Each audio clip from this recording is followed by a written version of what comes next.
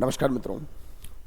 अनेक प्रतियोगी परीक्षार्थियों का एक बड़ा ही यक्ष प्रश्न होता है कि साहब हमें प्रतियोगी परीक्षाओं की तैयारी कितने वर्ष करनी चाहिए, कितने दिन करनी चाहिए ताकि हम उस परीक्षा में सफलता प्राप्त कर लें, हम सरकारी नौकरी लग जाएं, हम एक अधिकारी बन जाएं।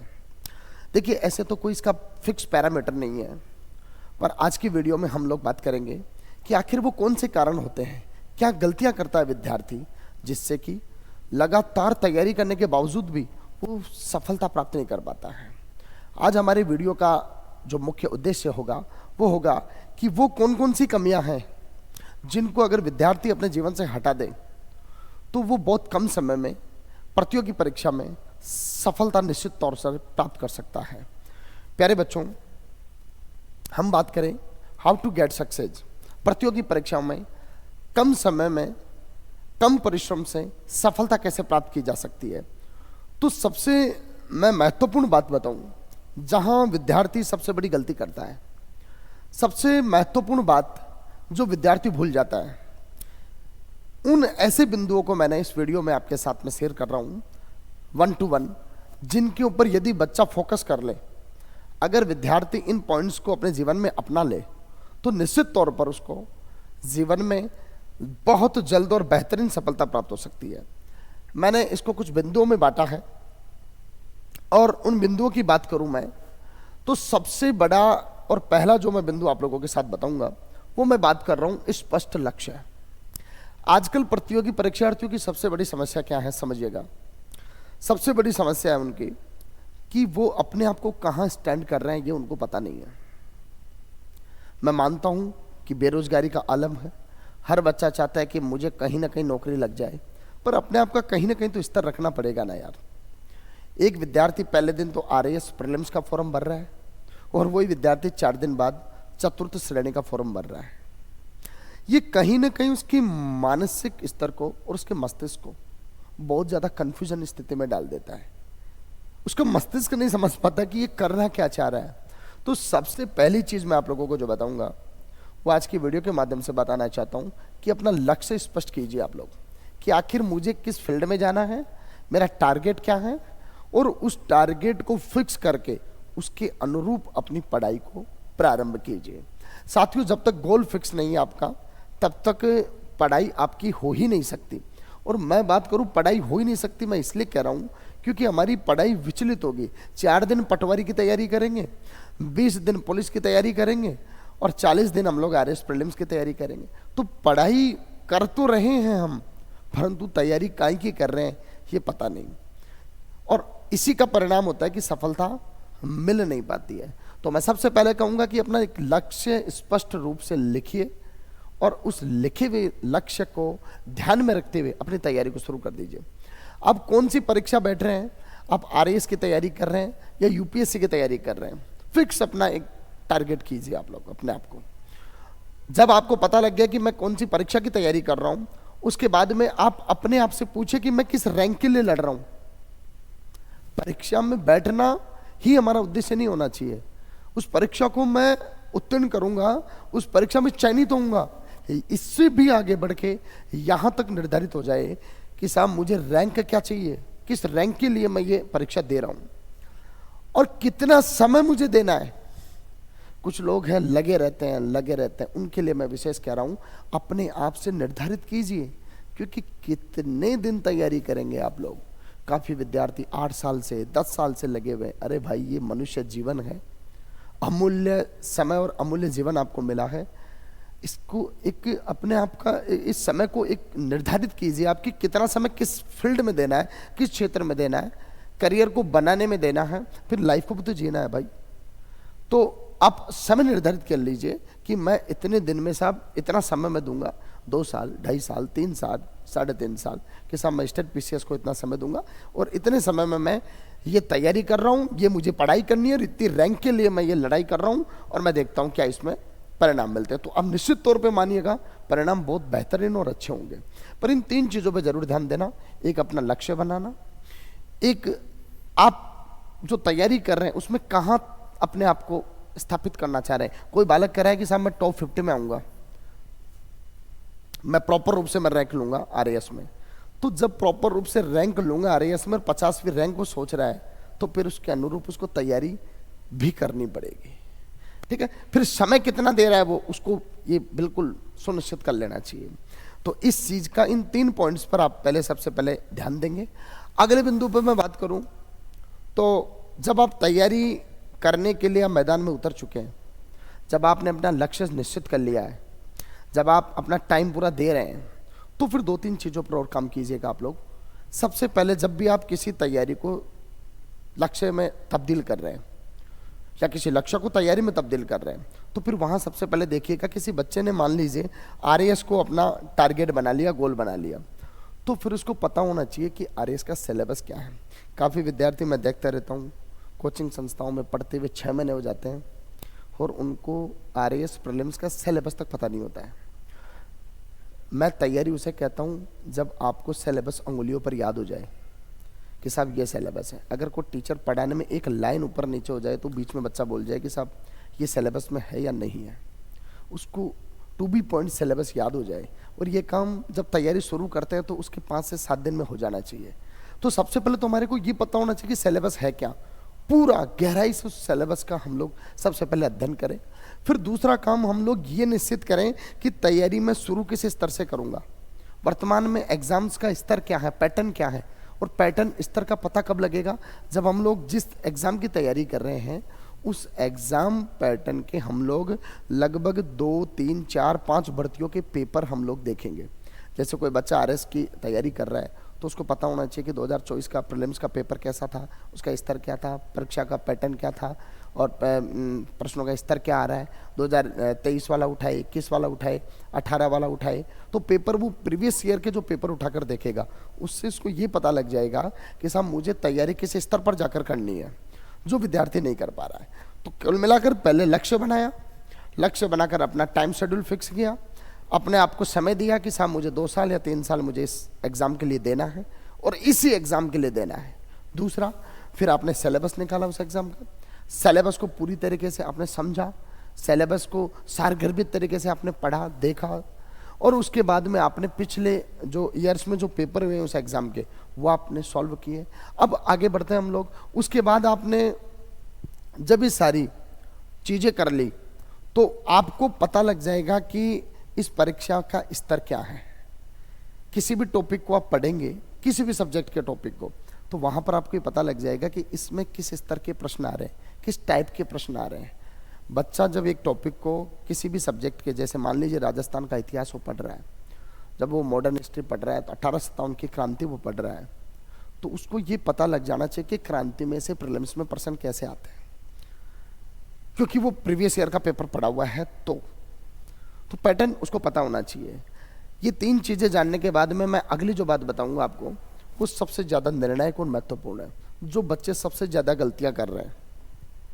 मैं बार बार कहता रहता हूँ क्लासों में भी और जहाँ भी प्रतियोगी साथी मेरे से मिलते हैं, जो भी मेरे से पूछता है इस बारे में, काफ़ी बच्चों की वर्तमान में, काफ़ी क्या मैं कह रहा हूँ, प्रतियोगी परीक्षाओं की तैयारी करने वाले हर लगभग बच्चे की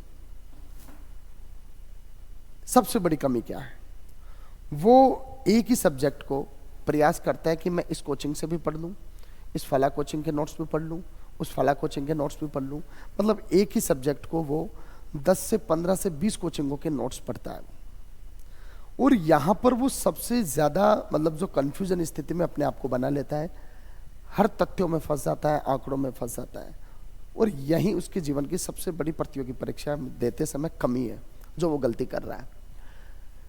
सबसे बड़ी बात कि आप कम से कम संदर्भ ग्रंथों को पढ़ें। कम से कम संदर्भ ग्रंथ का मतलब मैं यहाँ पर यह कहना चाह रहा हूँ कि आप 10 कोचिंगों के नोट्स को एक एक बार पढ़ने से बेहतर होगा एक ही कोचिंग या एक ही संदर्भ ग्रंथ को 10 बार पढ़ डालो, तो परिणाम बहुत अच्छे होंगे।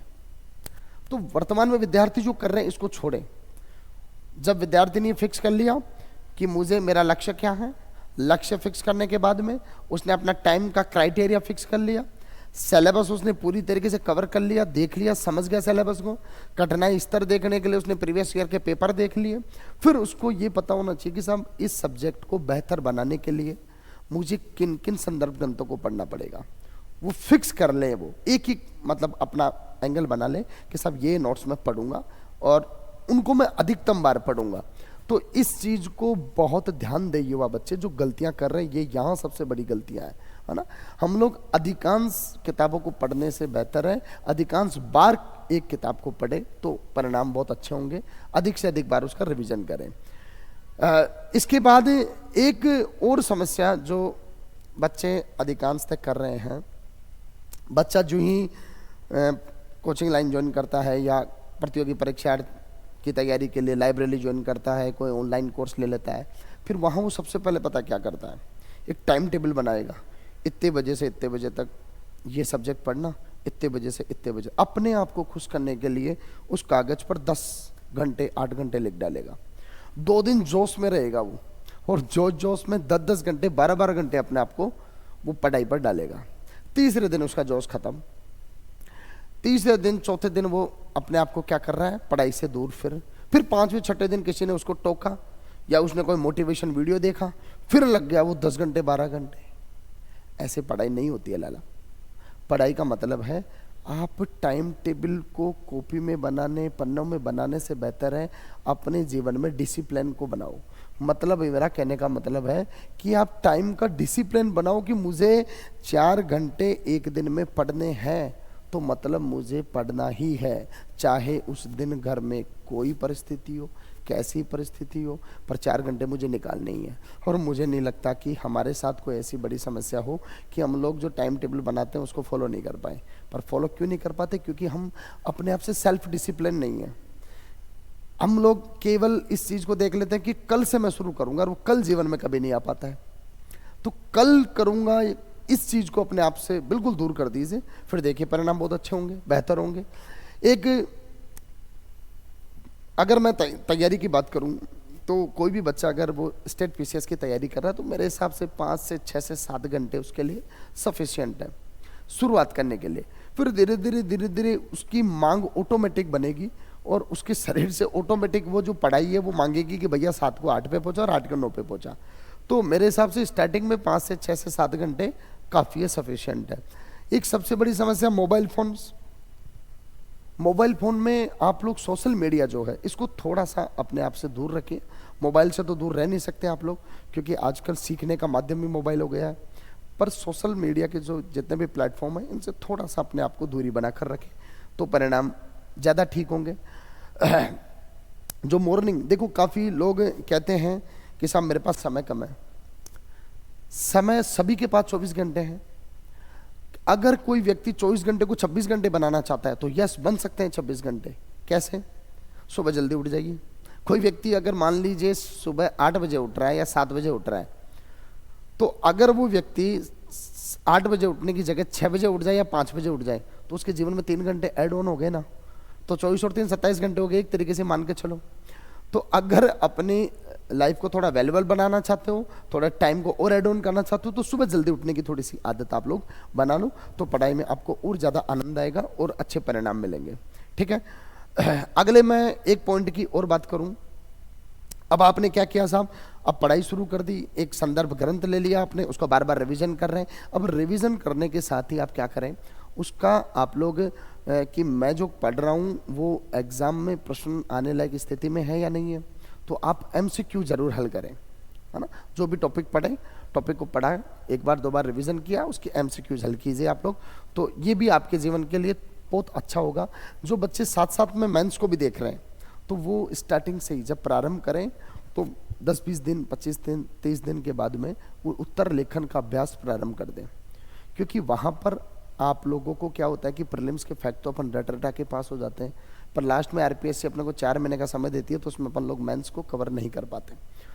उत्तर लेखन में हम लोग अभ्यास नहीं कर पाते हैं, हमारी जो वास्तविक नीड होती है जो इस एग्ज़ाम की उसको पूरा नहीं कर पाते। तो उत्तर लेखन का अभ्यास जो है वो तैयारी करने वाले बच्चे लगभग 1 महीने बाद ही शुरू कर देने चाहिए, तो परिणाम और ज़्यादा बेहतर मिलेंगे। ठीक है, एक आप लोग जो भी प्रीलिम्स की जैसा एग्ज़ाम दे रहे हैं तो सेम टू सेम एग्ज़ाम आप महीने में कम से कम एक एग्ज़ाम तो ज़रूर दीजिए। आप एक एग्ज़ाम देने का मतलब है मॉक टेस्ट। मॉक टेस्ट का मतलब हुबहू टेस्ट। जैसे आपकी आरएस की जो प्रीलिम्स एग्ज़ाम है तो 150 क्वेश्चंस 200 नंबर के जो पेपर होता है, ऐसा का ऐसा ही हुबहू आप पेपर 1-2 महीने में ज़रूर देते रहिए, ताकि आपको पता रहेगा कि मेरा टाइम मैनेजमेंट कितना क्या चल रहा है। और मेरी किस सब्जेक्ट पर कमज़ोर पकड़ है, किस पर मेरी पकड़ बहुत अच्छी बनी हुई है, ठीक ठाक है। तो वहाँ आपको अपने आप को ऑब्जर्वेशन करने का बार बार समय मिलता रहेगा। दूसरी बात है कि आप गलतियाँ क्या कर रहे हैं, उन गलतियों को बार बार आप लोग अपने लिखिए एक डायरी में कि मैं साहब ये टेस्ट दिया तो इस टेस्ट में इस सब्जेक्ट से संबंधित मैंने ये गलतियाँ करी थी, है ना। तो वहाँ पर जहाँ पर भी आप नेगेटिव मार्किंग में जा रहे हैं तो उन गलतियों को आप सीख कर, लिख कर और उनसे सीखें ये कि अगले वाला टेस्ट है उस टेस्ट में आप लोग वो गलती ना करें जो पिछले वाले टेस्ट में की थी। तो आपका परिणाम धीरे धीरे धीरे धीरे बहुत अच्छा सुधर जाएगा और एक अच्छे परिणाम की ओर आप लोग चले जाएंगे। अगली अंतिम कड़ी में मैं बात करूं तो देखो, आरएएस या यूपीएससी, मेरा मतलब स्टेट पीसीएस की आप तैयारी कर रहे हैं या यूपीएससी की तैयारी कर रहे हैं, तो यहाँ एक बहुत बड़ी ज़रूरत होती है, क्योंकि ये महीने, 2 महीने, 5 महीने, 6 महीने का खेल नहीं है। इसमें आपको धैर्य की बहुत आवश्यकता पड़ती है। काफ़ी लोग क्या करते हैं, ग्रामीण परिवेश से बहुत बड़े अरमान लेकर आ तो जाते हैं शहरों की ओर, कोचिंगों में, बड़ी बड़ी कोचिंगों में एडमिशन ले लेते हैं, बड़ी बड़ी फीस लगा देते हैं। अब 10, 12 महीने, 15 महीने, ये बहुत बड़ी चीज़ है जो मैं बता रहा हूँ। 15 महीने का कोर्स लगभग होता है उनका, 15 महीने वो कोचिंग भी कर लेंगे। अब 15 महीने में कोचिंग जब उसने की और कोचिंग ख़त्म होते ही पता है वो क्या करते हैं, घर चले जाते हैं और उनको ऐसा लगता है कि यार मेरा तो सिलेक्शन हुआ ही नहीं। समझना बात को, 15 महीने में तो भैया आपने रॉ मटेरियल इकट्ठा किया है। अब ये जो मटेरियल कंटेंट जो इकट्ठा किया है इसको रिवीजन कौन करेगा भाई? और रिवीजन करने के बाद में आपने कितनी बार रिवीजन किया और फिर आपने एग्जाम कितनी दी, सिलेक्शन इस पर निर्धारित होता है भाई। तो आप लोग कम से कम 3 साल का, 3.5 साल का, 4 साल का समय आपको देना पड़ेगा। अगर इस लाइन में आप सिविल सर्विसेज के लाइन में आना चाह रहे हैं तो इतना समय आपको लिख कर देना पड़ेगा अपने आप को, है ना। तो मेरा मतलब जैसे 15 महीने, 16 महीने आप लोग नोट्स कर रहे हैं, कोचिंग कर रहे हैं, उसके बाद 15, 16 महीने, 18 महीने, 20 महीने आपको कम से कम उनको रिवीजन भी करना पड़ेगा घर पे बैठ के या लाइब्रेरीज में बैठ के। और जब रिवीजन आपका लगभग ये मान के चलिए कि 4 बार 5 बार हो चुका है, तब आप एग्जाम देने की स्थिति में होते हैं ओरिजिनल में। तब आपको फिर परिणाम जो मिलेंगे वो संतुष्टजनक मिलेंगे, जो आपके आत्मा को संतुष्ट कर देंगे। तो मेरा कहने का मतलब, वे विद्यार्थी जो प्रतियोगी परीक्षाओं की तैयारी शुरू कर रहे हैं अभी, और या फिर बहुत दिनों से तैयारी कर रहे हैं, सफलता नहीं मिल पा रही है, तो ध्यान रखें आप लोग इस चीज को जरूर, मानसिक मजबूती आप जरूर रखें, अपने आप को धैर्यवान बनाकर रखें कि यस, रिजल्ट जो आएगा वो मेरी मेहनत से बेहतर आएगा। अगर रिजल्ट नेगेटिव आ रहा है इसका मतलब अपनी मेहनत में कहीं ना कहीं कमी है, किस्मत मेरी खराब है, मेरा तो यही नहीं है, ये फालतू की बातें हैं सब, है ना। किस्मत सबसे बेस्ट है आपकी, आपकी मेहनत कहीं ना कहीं कमजोर है, तो उस मेहनत को और बेहतर बनाओ तो अगला रिजल्ट आपके पक्ष में होगा। दूसरी चीज कि आप लोगों को ये जरूर ध्यान में रखना है कि किसी, अगर मान लीजिए कोई एग्जाम आपने दी और उसमें आपको असफलता मिल गई, इसका मतलब अपने आप को ये ना समझे आप कि मैं इस एग्जाम के लायक नहीं हूं। काफी बच्चे एक बार एग्जाम देने से, 2 बार प्रयास करने से और अपने आप को इतना हताशा में पहुंचा देते हैं, अपने आप को इतना ज्यादा नेगेटिव कर बैठते हैं। नहीं, ऐसा नहीं करना है।